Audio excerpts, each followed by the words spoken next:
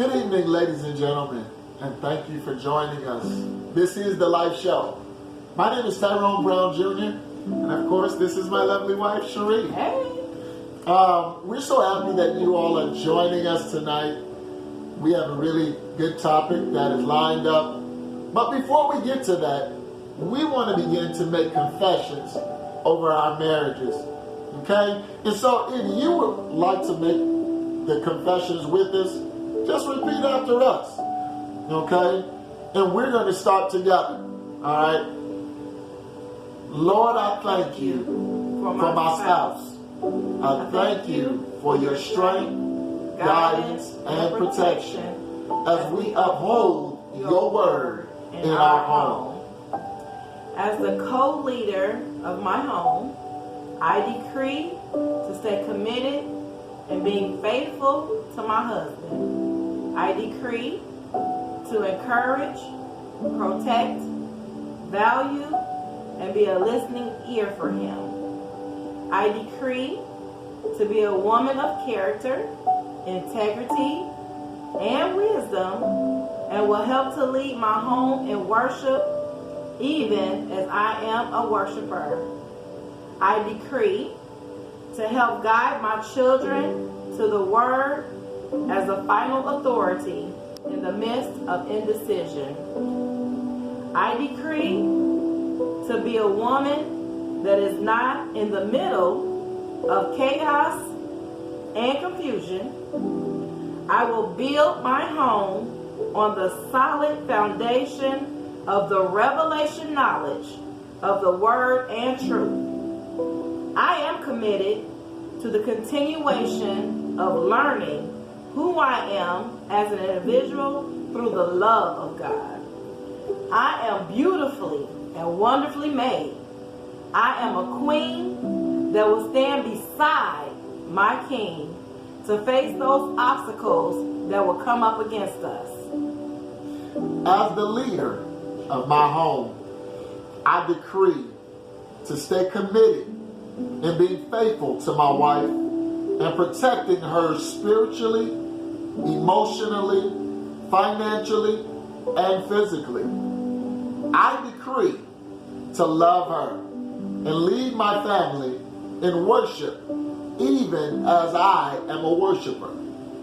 I decree to be fully committed as a teacher of the Word in my home because I understand that it is the foundation of a successful marriage and family. I decree to train my children up to discover and understand their purpose in the world. I decree to be a man of character, wisdom, and integrity, and I will not be a part of chaos and confusion. I decree that my emotions are guided by the Word as the final authority in indecision. I am committed to learning more as an individual of the Word of God. I decree that I am a king in life and will honor that commitment of kingship to my wife and my family. And together, this confession we decree and declare before God this day. In Jesus' name, amen. We hope that you all enjoy that confession so that you begin to speak over your marriage, your lives, your family, to make sure that you honor the words now that you are spoken. Words are powerful, right? Yes, it is. And keep it in your heart and repeat it. Yeah. So if you need to write those down, as we say them, we'll try to speak them slowly. Definitely. So that you'll be able to write those confessions down. And that way you'll be able to see it, repeat it, and it'll get in your heart. Definitely. And so, again, ladies and gentlemen, we appreciate you for joining us tonight. We have a really great topic for you tonight. We're talking about divorce. we understand that 1 out of 2 marriages in the U.S. will end up in divorce. Only a 50% chance of staying together. Now, here it is. The history of it is Moses developed the bill of divorcement to prevent people from destroying each other. That's crazy. I mean, because divorce will destroy.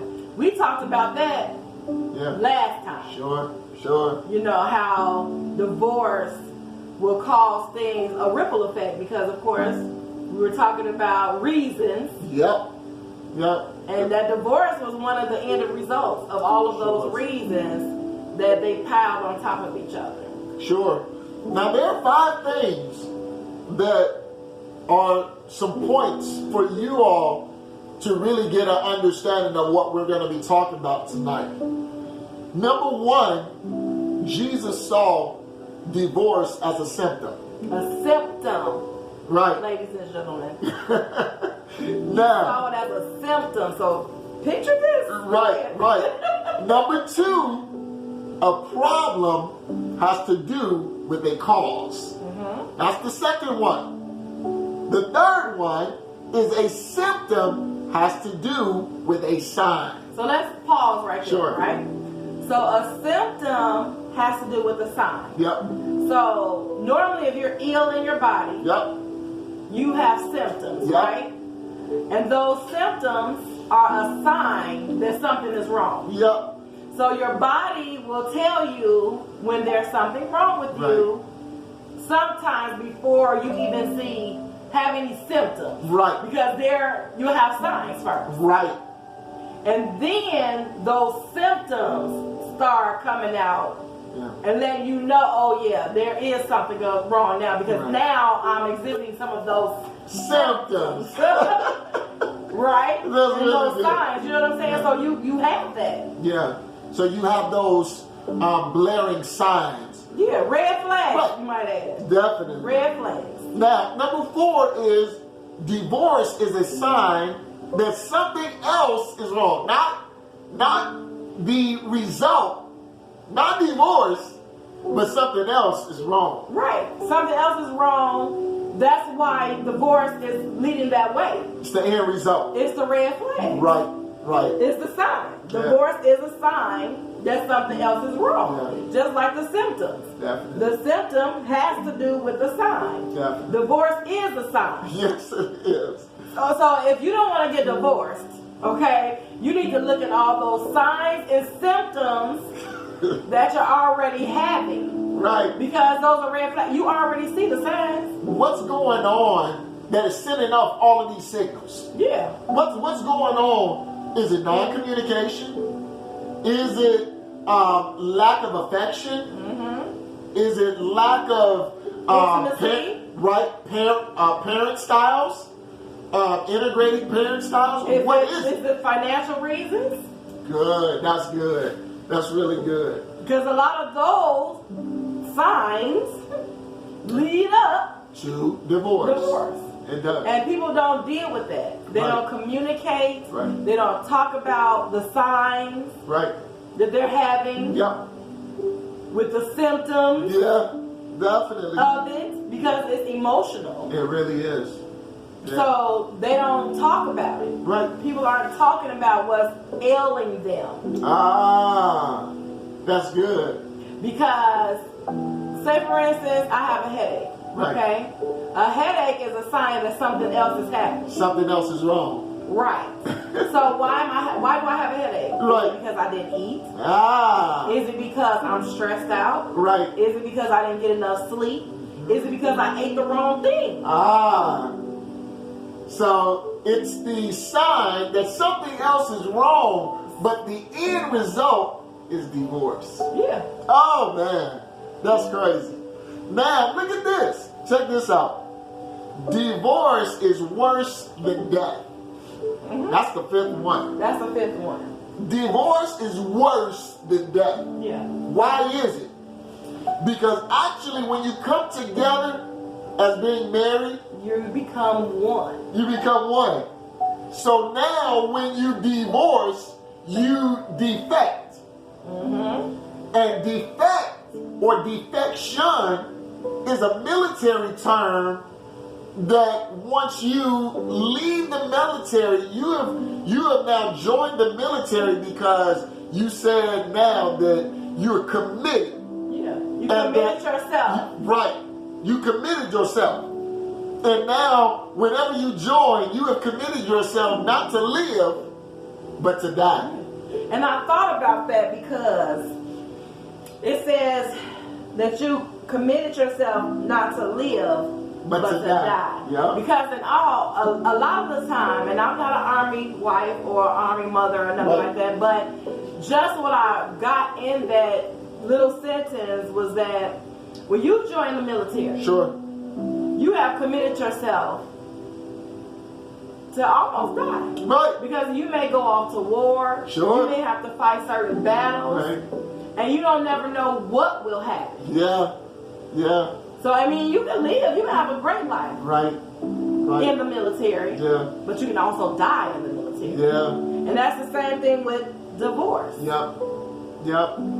This divorce means that you have defected. So in other words, you've gone AWOL.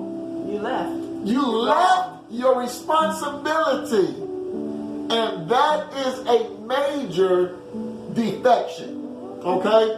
So now, let's talk about God's foundation. God's foundation is the male man. The man was built to carry all of the weight of the family. Yeah. Whatever comes out of something, sustains it. It sustains it. So now look, God built the man to carry the weight, and then not just carry the weight, but to carry all the weight of the family. Now, the man was. Right. Not us. Right. You are. Right. I was built for this. Yeah. I was built for you this. Was. But then, here it is. Not only did he build a man to carry all of the weight of the family, he also then developed the woman. Oh, yeah. And what he did is he put Adam to sleep. He pulled a rib, took a rib from Adam, and then he developed. He developed us. He developed. He made y'all. Right. But he specifically developed us into who we are, ladies. Right. We're developed. See, y'all made. That's it. He made y'all. He developed us, ladies. Okay? Oh yeah. Oh yeah. But he made y'all to sustain it, right? Right. So father, right? Our fathers, right? Right. Say for instance, our physical, natural father. Yep. He was the protector. Yep. The helper. Yep. The sustainer. Yep. The source. Yep. Right? All that. All that. Which means whatever you source, you sustain. Yep. Right? Yep. So I'm going somewhere. So if you're the father, right? And God is our father. Sure. Right? God is our father. Yep. He is our source. He is our sustainer. He is our sustainer. Right? Yeah. So he made y'all to be that. That's what you're supposed to be. Yep. The source. Yep. And the sustainer. That means you are protecting the family. You are building the family. Yep. You are. Yep. Not us. Right. You don't do this right now. You. Okay? So, fathers. That's what you're supposed to do. Right. Men. Right. That's what you're supposed to do. Yeah. Right? Yeah. Sustain. And that's just like, I don't know if we talked about that last time, but we're going to hit it this time. Sure. So, growing up, men, right? You're protecting your children. You're raising your children up to be who they are. Right. Right? Your daughter want to get married. Uh-oh. Okay? Okay. You've been protecting her. You've been providing her. You've been the source and the sustainer. Okay. Right? Okay. And that man come in and he wanna marry your wife. Your daughter. He wanna marry your daughter.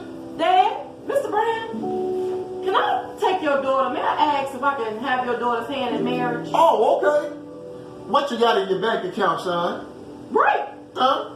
Because I need to now know if you're going to be able to take care of my daughter the way that I take care of her daughter.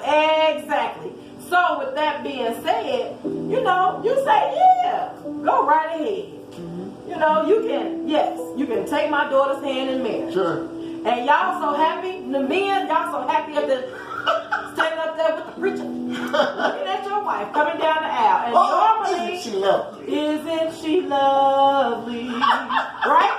They sing that song, you waiting on her, you see her, she walking down the aisle with her daddy. Right. Well, her father now, because that's what normally happens. Yep. The daughter is walked down the aisle by her father. Correct. Remember, y'all, because the father is the sustainer and he's the source. He's been the one protecting her for X amount of years. Sure. He's been the one providing for her for X amount of years. Yep. Okay? Showing the example of what a man is supposed to be to her. Exactly. Right? So y'all watching, you waiting, you like, yes. So she comes up with her father stands there proud.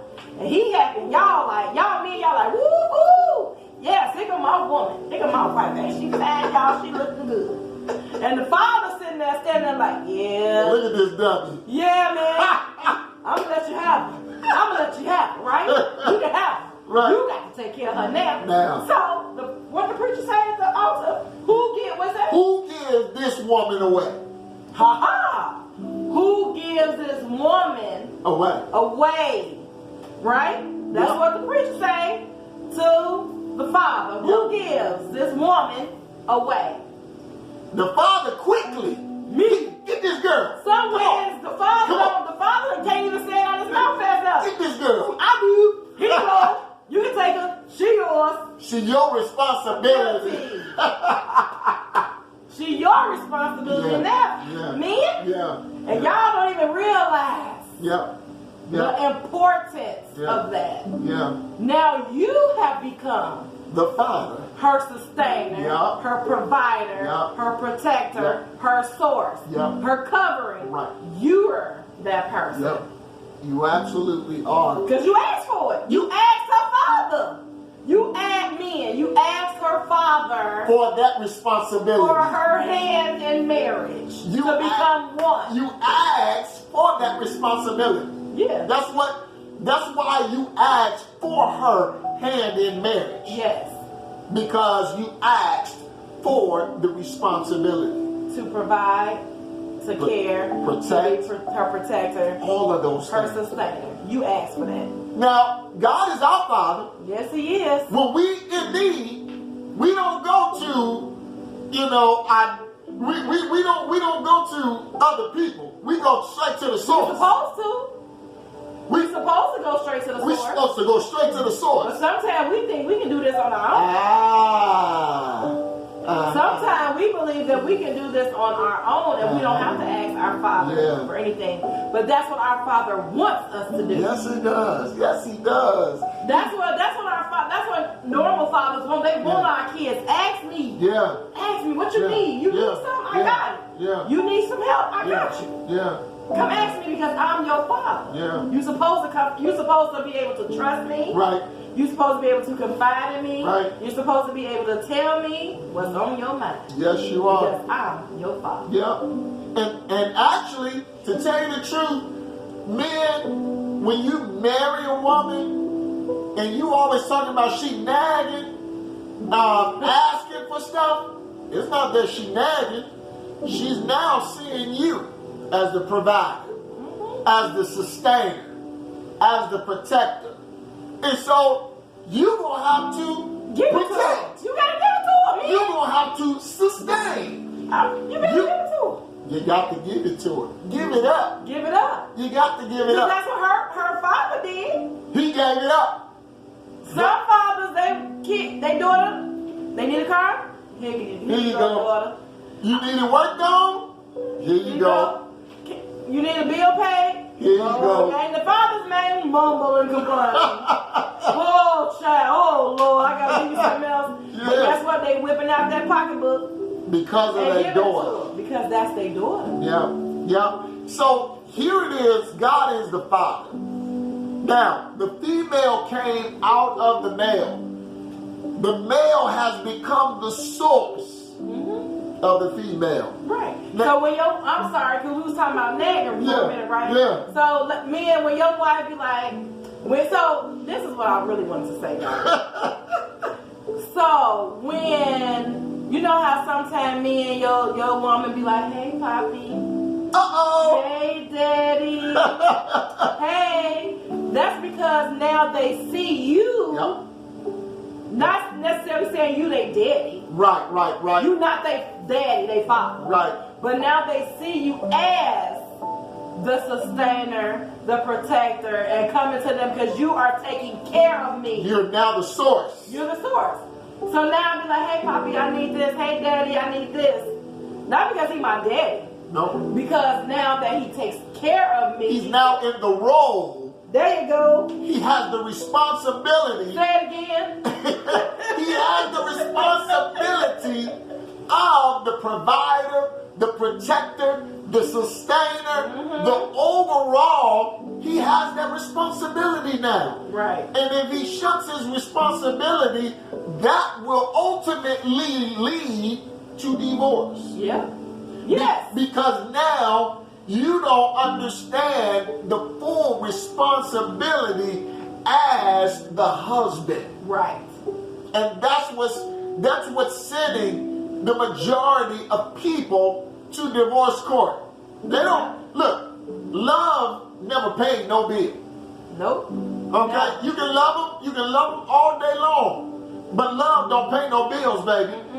You got to get out there and you got to have a job. Right. You gotta work. You got to work. First of all, it's in the Bible. Yep. But The man gotta work.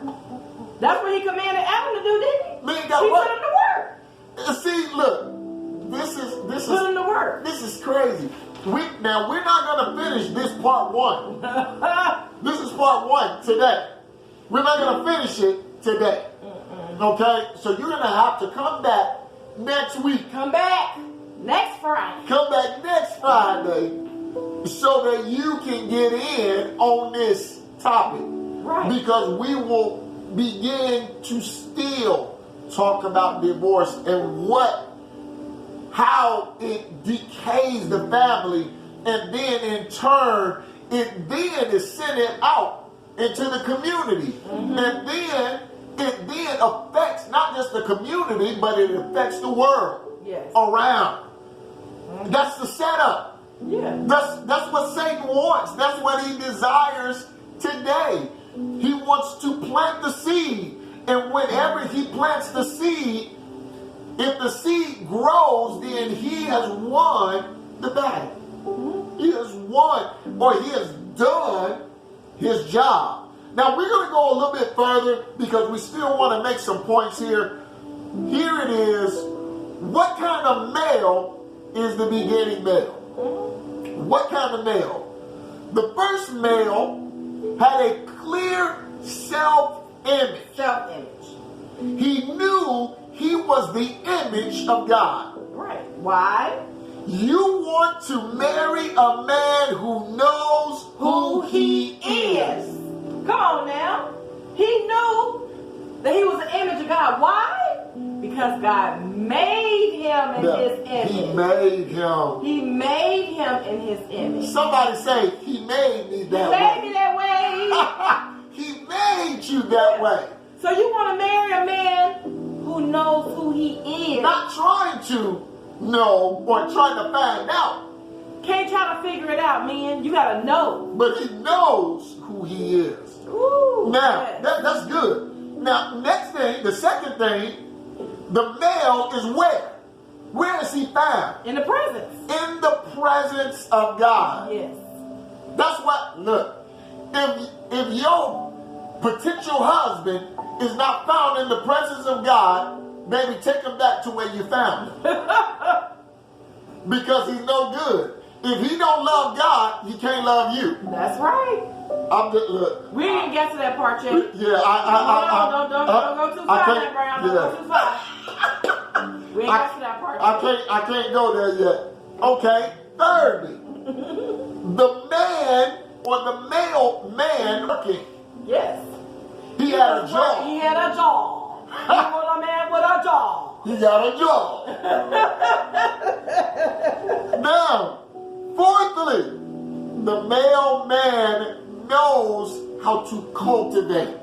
We're going to go into that word a little bit more because cultivate. Bring out the best in me. Cultivate means creativity. You hear what I said? Bring out the best in me, right? Cultivate means that you know how to use your creative abilities. Right, ladies. So here we go, right? Sometimes these men don't want to be with a woman because she gained a little weight. We talked about that. Remember I told y'all we was going to go on a little bit on that next time, right? Yeah. This is the next time, Yeah. okay? Cultivating, right? So creating. Yeah.